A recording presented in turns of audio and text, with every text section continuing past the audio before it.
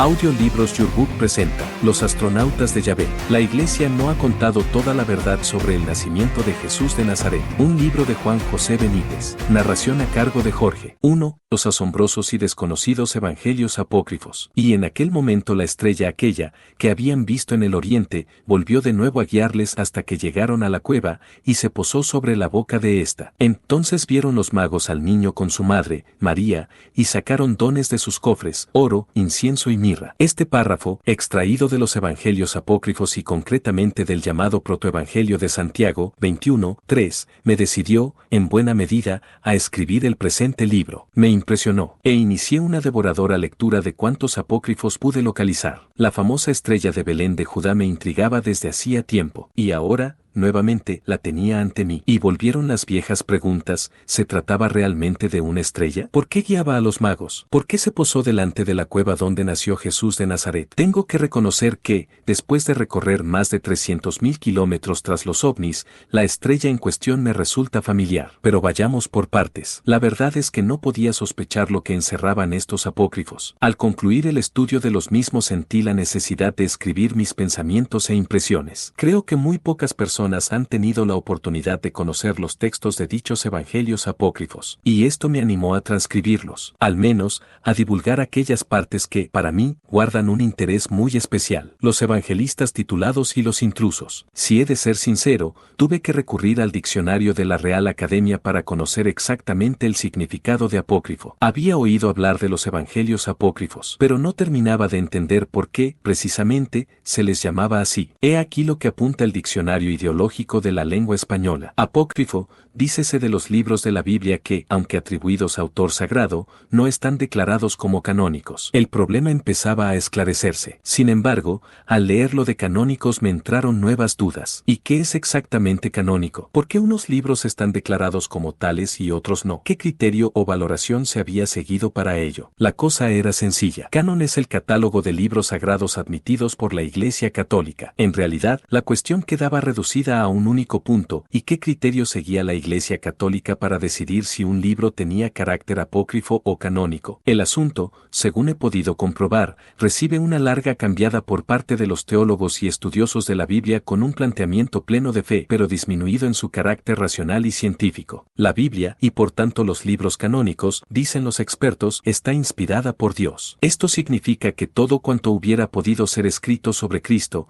incluso en vida del Maestro, pero que no fuera reconocido por los hombres que forman la Iglesia como inspirado, no tiene el menor valor canónico. El tema, cuando menos, se presta a discusión. Y no es que yo dude del referido carácter divino de esos libros. Creo en Dios y considero que, efectivamente, puede ser. Pero si la propia Iglesia Católica reconoce que buena parte de esos evangelios apócrifos fueron confeccionados por autores sagrados, ¿por qué no son incluidos en el lote bíblico? Y lo que es peor, ¿por qué durante siglos han sido perseguidos y condenados? Según la propia Biblioteca de Autores Cristianos, declarada de interés nacional, apócrifo, en el sentido etimológico de la palabra, significa cosa escondida, oculta. Este término servía en la antigüedad para designar los libros que se destinaban exclusivamente al uso privado de los adeptos a una secta o iniciados en algún misterio. Después, esta palabra vino a significar libro de origen dudoso, cuya autenticidad se impugnaba. Entre los cristianos, prosigue Lavac, se designó con este nombre a ciertos escritos cuyo autor era desconocido y que desarrollaban temas ambiguos, si bien se presentaban con el carácter de sagrados. Por esta razón, el término apócrifo vino con el tiempo a significar escrito sospechoso de herejía o, en general, poco recomendable. En algo tiene razón la Iglesia. No todo el monte es orégano. Quiero decir que, con el paso del tiempo, han surgido tantas historias de la vida y milagros de Jesús que resulta laborioso separar el grano de la paja. Sin embargo, y a pesar de todo ello, la propia Iglesia Católica reconoce hoy el valor de algunos de estos textos, llamados, como digo, evangelios apócrifos, en los que se amplían o dan a conocer por primera vez algunos pasajes de la Natividad, infancia y predicación del Señor. El mismo San Lucas asegura que, ya desde el principio, muchos emprendieron el trabajo de coordinar la narración de las cosas que tuvieron lugar en tiempo de Jesús. Esto resulta lógico y del todo humano. En realidad se venía haciendo desde hacía siglos con los grandes personajes griegos, romanos, sumerios, egipcios, ellos, etc. ¿Por qué no hacerlo con Jesús de Nazaret, hacedor de milagros, hijo del Dios vivo, revolucionario para muchos y enfrentado a los sumos sacerdotes de Israel? Resulta igualmente verosímil que alguien tuviera la feliz iniciativa de relatar y dejar por escrito cuanto había hecho y dicho el Maestro. Esa idea, estoy seguro, como periodista que soy, debió florecer muy poco tiempo después de la muerte y resurrección del Cristo. Parece claro que esa tarea de reconstruir la vida de Jesús fuera emprendida no solo por los 4 evangelistas oficialmente aceptados, sino por otros apóstoles, discípulos y voluntarios en definitiva. Y ahí están los evangelios apócrifos de Santiago, de Mateo, el libro sobre la Natividad de María, el evangelio de Pedro y el armenio y árabe de la infancia de Jesús, entre otros, para ratificarlo. Estos textos apócrifos son hoy reconocidos por la Iglesia Católica como parte de la tradición. Y aunque, en efecto, hay pasajes en los mismos que resultan dudosos, otros, en cambio, coinciden entre sí y, a su vez, con los de los 4 evangelistas, titulados. Esta situación, salvando distancias, me recuerda un poco la planteada en nuestros días. En mis 20 años como profesional del periodismo he conocido a decenas de hombres y mujeres que, a pesar de no haber estudiado en la Facultad de las Ciencias de la Información y de no poseer, lógicamente, título alguno que les acreditase como periodistas, han demostrado y siguen demostrando que, a la hora de hacer periodismo son tan buenos o mejores que los canónicos, si se me permite la licencia. ¿Qué quiero decir con todo esto? Algo muy simple. Estoy seguro que hubo otros cronistas, incluso apóstoles y discípulos de Cristo, que llevaron al papel un excelente trabajo sobre la vida y milagros del Maestro. Relatos, incluso, que pudieron servir de base en determinados momentos a los 4 evangelistas oficiales. Hoy, esos textos, aparecidos en su mayor parte en los siglos II y IV, son considerados como apócrifos. En realidad, lo que les distancia y diferencia de los 4 evangelios canónicos no es otra cosa que lo ya apuntado anteriormente, el hecho de que no han sido inspirados por Dios. Y yo sigo preguntándome, ¿dónde está la prueba científica y palpable de esa inspiración divina? ¿Es que Dios ha vuelto a descender sobre el Sinaí para entregar el catálogo de los libros canónicos como si se tratara de un vendedor de libros a domicilio? ¿Hasta qué punto no se ha manipulado, por parte de los hombres que han formado la Iglesia, esa circunstancia de la inspiración divina? ¿Hasta qué punto no se han distorsionado las propias palabras de Jesús, con el fin de arrimar el ascua a la sardina de esa institución llamada Iglesia? Hace más de 2 siglos que el Dr. Fredet, uno de los más eminentes filólogos y orientalistas de su época, y el que mejor supo aplicar la filosofía a la erudición, según frase de Turgot, escribió, al margen de sus numerosos trabajos de crítica histórica, uno de crítica religiosa que puede resultar esclarecedor en relación a aquellos confusos primeros tiempos del cristianismo. En el capítulo 12, al hablar de los motivos para creer en los milagros y en cada uno de los que se refieren en los evangelios canónicos, Fredet pide que cada cual se asegure, por demostración, de la autoridad de tales libros, y también de que las pruebas de que son auténticos en firmeza a cuanto han dicho las demás sectas cristianas en favor de sus evangelios respectivos, para llamarlos inspirados. Conforme a tan sano criterio, Fredet examina los evangelios, oponiendo a la autenticidad de los reputados verdaderos los muchos considerados como falsos y que corrían desde un principio. Es un hecho cierto, decía el gran filólogo, reconocido por todos los sabios, confesado por los defensores del cristianismo, que, desde los primeros tiempos de la Iglesia, y aún desde los de la fecha misma de los libros del Nuevo Testamento, se publicaron una multitud de escritos falsamente atribuidos, ya a Jesús, ya a la Virgen, ya a los apóstoles, ya a los discípulos. Fabricio, que recogió cuantos pudo reunir, cuenta hasta 50 con el solo título de evangelios, y un número mucho mayor bajo diferentes títulos. Cada uno de estos escritos tenía en aquel tiempo sus partidarios. De aquí resulta con evidencia que, entre los cristianos de aquel tiempo, unos eran trapaceros e impostores y otros, hombres sencillos y crédulos. Si con tanta facilidad se logró engañar a estos primeros fieles, y si tan factible era inducirles a ilusión con libros supuestos, ¿en qué vienen a parar todos los sofismas con que se pretende demostrar la imposibilidad de una suposición con respecto a los evangelios canónicos? En medio de tamaño caos de libros publicados a un mismo tiempo, y todos recibidos entonces con respeto, ¿cómo podremos ahora distinguir los que eran auténticos y los que no lo eran? Pero lo que hace aún más ardua esta distinción es que vemos citados con veneración por los primeros padres de la Iglesia los evangelios apócrifos, las constituciones apostólicae, San Clemente Romano, Santiago, San Bernabé y aún San Pablo,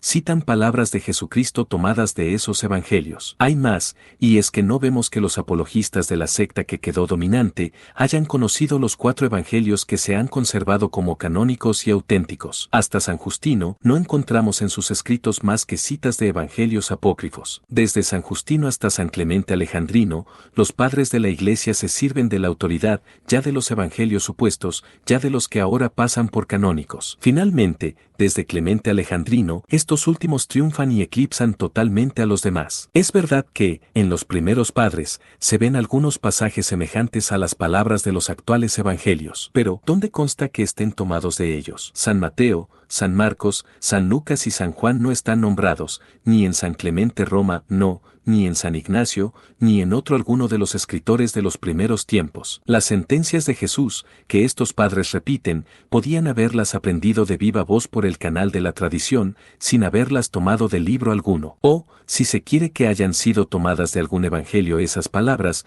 no hay razón que nos obligue a creer que se tomaron más bien de los 4 que nos quedan, que de los muchos otros que se han suprimido. Los evangelios que se han reconocido como apócrifos se publicaron al mismo tiempo que los que pasan por canónicos, y de la misma manera y con igual respeto se recibieron, y con idéntica confianza, y aún con preferencia, se citaron. Luego no hay un motivo para creer en la autenticidad de los unos que no milite, al menos con igual fuerza, en favor de la autenticidad de los otros. Y, puesto que estos han sido, evidentemente y por confesión de todos, unos escritos supuestos, nos hallamos autorizados para creer que aquellos han podido serlo asimismo. Es indiscutible lo que asienta Freret. Hacia el final del siglo II, según mis averiguaciones, la literatura evangélica parece agotada, pero el canon documental del cristianismo, si bien tiene en su pro la autoridad de los 3 grandes doctores de la época, Clemente Alejandrino, San Ireneo y Tertuliano, dista mucho de haberse establecido definitivamente. Al lado de los escritos canónicos o auténticos circulaba un número considerable de evangelios, los ya citados de los hebreos,